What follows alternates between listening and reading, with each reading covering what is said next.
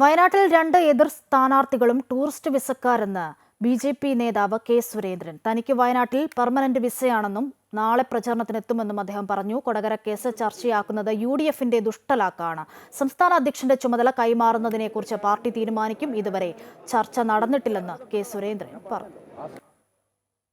മോദിജിയുടെ guarantee വയനാടിന് ശരിക്കും അർഹതപ്പെട്ടതാണ്. ഞാൻ പറഞ്ഞല്ലോ, ആസ്പിറേഷൻ ജില്ലയാണ്. പക്ഷെ രാഹുൽ ഗാന്ധി ഒന്നും ചെയ്തില്ല. രാഹുൽ ഗാന്ധി അവിടെ ടൂറിസ്റ്റ് വിസയിൽ വന്നിരിക്കുന്നതാണ്. എനിക്കെന്തായാലും പെർമനന്റ് വിസയാണ്. ഞാൻ 2 സ്ഥാനാർത്ഥികളും ടൂറിസ്റ്റ് വിസയിലാണ്. അവർ 26-ാം തീയതി കഴിഞ്ഞാൽ പോകും. ഞാനിവിടെ തന്നെ ഉണ്ട്. അഴിമതി ഉണ്ടെന്ന് കോടതി പറഞ്ഞിട്ടില്ല. ഭരണഘടനാപരമല്ലെന്നാണ് പറഞ്ഞിരിക്കുന്നത്. അതിന് വേണ്ട നിയമനിർമ്മാണങ്ങൾ പിന്നെ വന്നോളൂ. ഞാൻ ചോദിക്കുന്ന ചോദ്യം, 6000 കോടി ബി.ജെ.പിക്ക് കിട്ടിയെന്ന് പറയുന്നു. 14,000 കോടി കിട്ടിയവരെ കുറിച്ച് എന്താണ് നിങ്ങൾ മിണ്ടാത്തത്? 6000 കോടി ബി.ജെ.പിക്ക് കിട്ടിയതാണെങ്കിൽ ബാക്കി കിട്ടിയ 14,000 കോടി അഴിമതിയാണെന്ന് പറയേണ്ടി വരില്ലേ? ഇതിലെന്താണ് അഴിമതിയുള്ളത്? ഒരു അഴിമതിയില്ല.